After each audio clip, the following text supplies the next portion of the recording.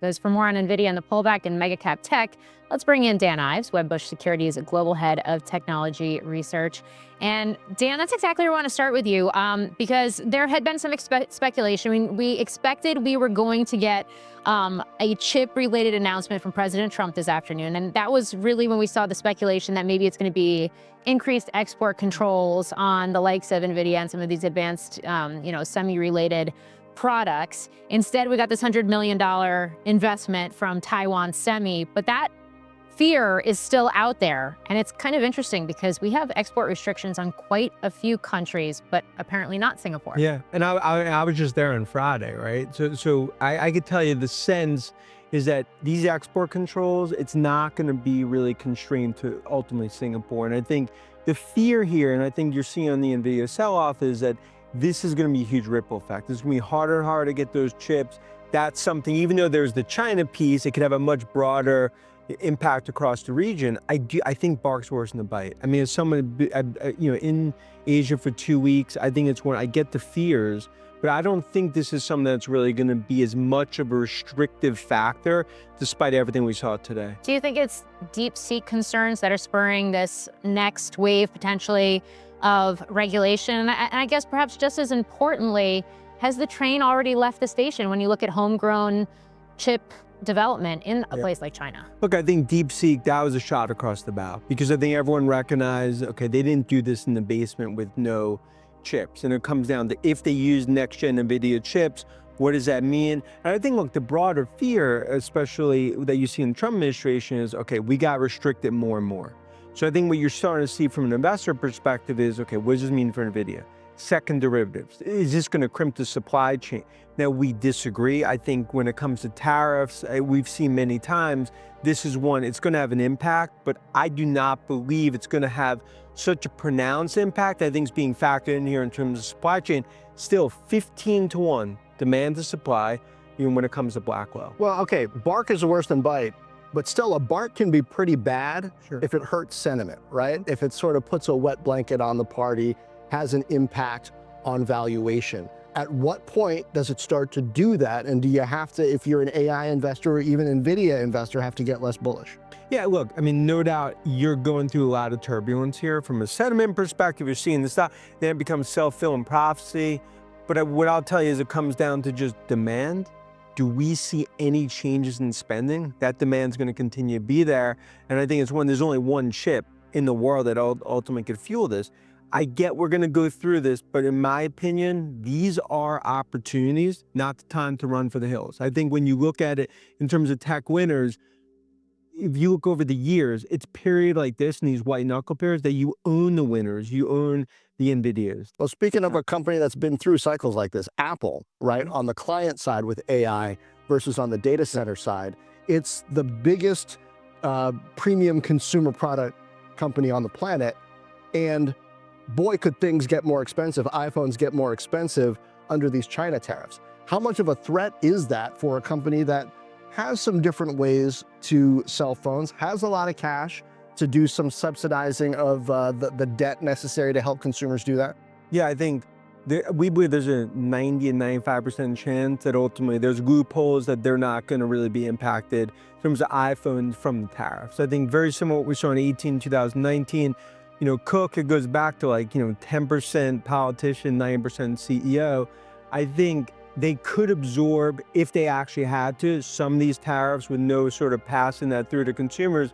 The bigger issue is if this lasts till September, until actual iPhone 17 production, that's where it gets a little more, I think, nerve-wracking. But as of now, we believe that there'll ultimately be loopholes that Apple is not impacted. And that's why you're seeing the stock not really reflecting too much negative, because the investors are kind of reading through that. Only 10% politician?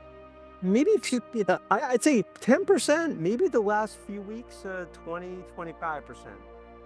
Really big deal, because it hits it, John, what you and I have talked about before in the show is, what are the downstream effects of AI that's being built in the infrastructure? And we talked about what has to connect is this connection to get the ball rolling beyond infrastructure. So This is exactly the type of deal that's happening that could potentially do that to accelerate the enterprise. And this is a big deal, not just for Accenture and Nvidia, but for the entire industry.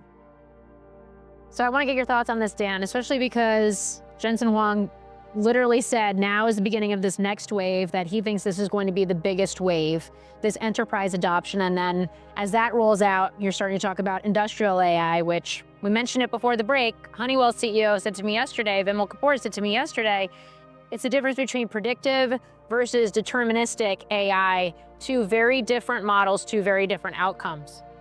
$1 trillion of AI CapEx, we believe, next 3 years. And I think what Patrick talks about is a great point. We are just in the first inning of where AI is going.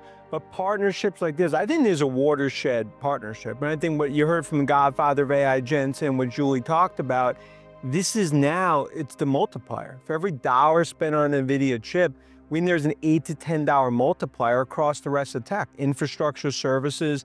You talk about industrial sovereign AI. It is just the start. It continues to be our view. It's 9 p.m. in that AI party that goes to 4 a.m. And I think what we see here is just starting to play out.